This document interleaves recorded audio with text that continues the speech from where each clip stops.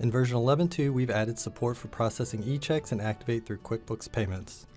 For quite some time, Acctivate has supported credit card processing in Acctivate when integrated with either QuickBooks Payments or Authorize.net, but now echeck processing is available through QuickBooks Payments. QuickBooks Payments is the preferred payment processor for Acctivate due to its ability to be integrated with Acctivate and QuickBooks Desktop. This model of being fully integrated allows you to take advantage of the entire QuickBooks ecosystem and use bank feeds to automatically match the bank deposit to your QuickBooks payment. Also, when QuickBooks Payments is integrated with both Acctivate and QuickBooks Desktop, processed credit card information syncs seamlessly between the two programs. If you don't have a payment processor set up in Acctivate and you are interested or need help in getting set up with QuickBooks Payments, please reach out to our sales team and they'd be happy to help you with the application process. We can typically get a merchant account application process within about 24 hours. Let's take a deeper look at what an echeck is and the justification for accepting echecks. There are several reasons your business may want to accept echecks. The first reason is flexibility. By accepting echecks, you are giving your customer another way to pay you. Another reason is accuracy. As I mentioned earlier, payments entered in Acctivate can be synchronized to QuickBooks, and once in QuickBooks, they can easily be reconciled. With paper checks, you need to physically make the deposit and then record the deposit in Acctivate or QuickBooks. With an echeck, you can do both in one step. And finally, processing an echeck is far more cost-effective than processing a credit card. Below is a table of rates that you can expect to pay for processing an echeck versus processing a keyed-in credit card. As you can see, an echeck is capped at a flat fee of $3 per transaction, whereas the fee for a keyed credit card is percentage-based. Using this information, you can see that a $5,000 payment processed as an echeck results in a $3 fee. Processing a $5,000 credit card payment would result in a fee of over $145. There is of course a cost to doing business, but as you can see, the cost can be greatly reduced by processing echeck payments. To get started with processing an echeck and Acctivate, there are two prerequisites. One, you must link your QuickBooks Payments merchant account to Acctivate. You may already have this step completed. If not, simply navigate to File, Configuration Management, then select Services in the left menu. Select Payment Processing, then click Connect to QuickBooks, log into your merchant account, and follow the on-screen steps. If you need help, take a look at our QuickBooks Payments integration guide at docs.acctivate.com. Next, you must configure at least one payment method as an echeck in QuickBooks. Acctivate has always synchronized the payment method list from QuickBooks. However, starting in Acctivate version 11.2, we're syncing the payment type list as well. Any payment method with the payment type of echeck will be treated as such. After you've configured your payment method, run a synchronization with Acctivate, and you're ready to begin processing an echeck. To process an echeck in Acctivate, we'll start in the Enter Payment window. First, add your customer, then your payment amount, then select your echeck payment method.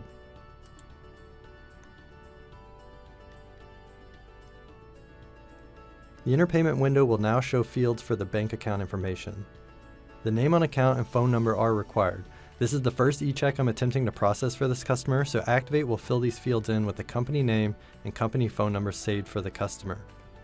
You'll notice there are 4 account types: business checking, business savings, personal checking, and personal savings. If I choose a personal account type, such as personal checking, the name on account will change to the billing first and last name.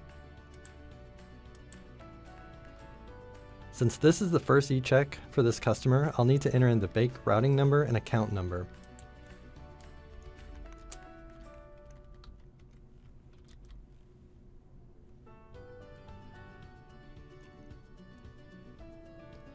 Finally, if you're converting a paper check to an echeck, you may want to record the check number.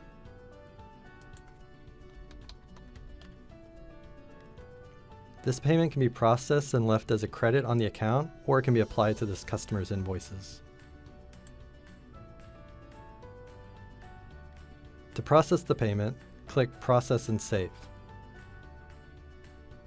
If for some reason you don't want to process the payment in Acctivate, for example, the payment was processed directly in QuickBooks Merchant Services, you could uncheck the Process echeck checkbox, which would save the echeck without sending it to QuickBooks Payments for processing. Whenever processing an echeck, you will be asked if you have written authorization to process the echeck. If you do not have an authorization form that you are currently using, a bank transfer authorization form can be downloaded from the QuickBooks support site. Confirm you have written authorization by checking the box and click Yes.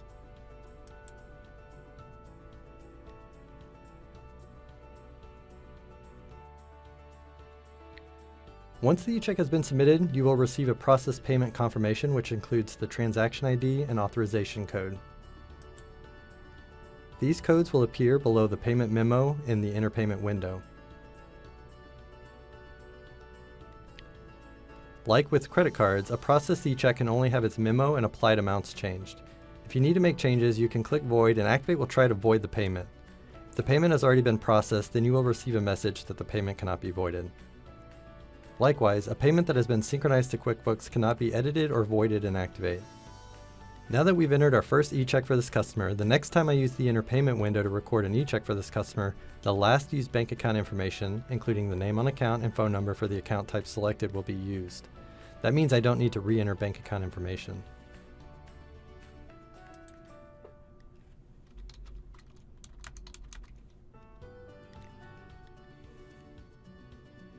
Processed echeck payments will only display the last 4 digits of the bank account.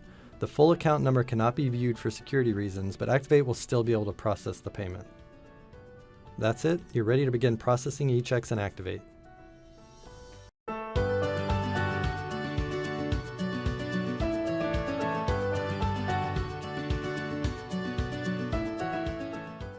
(11.2) also boasts an improved timeline that has been designed to allow you to quickly view and find key information. First, let's look at the customer timeline. Timeline entries will display the type of record and record number in the upper left-hand corner. The upper right-hand corner includes the email subject, business activity description, or total amount of the quote, sales order, invoice, or payment. In the bottom left, you'll find the date, followed by key information such as the customer PO number or contact information. Finally, the bottom right will include the status or balance of the record.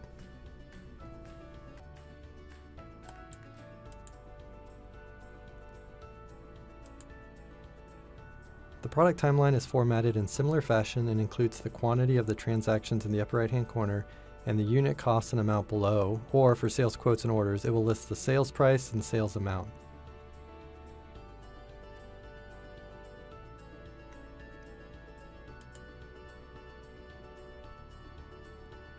The vendor timeline is similarly formatted and makes it easy to quickly scan and locate the information you're looking for. In addition to these timelines, the timelines for a single sales order, invoice, purchase order, and business activity have been updated. We hope these changes make you more productive when you're using Acctivate. Acctivate 11.2 also includes support for processing redaction requests from eBay and Shopify. When an eBay or Shopify user requests that their personal data be redacted through the web store, Acctivate will import these requests and mark the customer and customer's related activity as pending redaction. Once the related activity, which includes sales orders, invoices, shipments, and more, have been completed, the personal identifiable information in Acctivate will be redacted. 11.2 also includes the ability to map the PO number, reference, and reference to fields of an Acctivate sales order to custom fields in ShipStation. Also, when importing in shipments from UPS WorldShip or FedEx Ship Manager, the scheduled delivery date can be mapped and imported in. The scheduled delivery date is visible when viewing the shipment and the customer timeline. These are just a few of the exciting changes to look forward to in Acctivate version 11.2.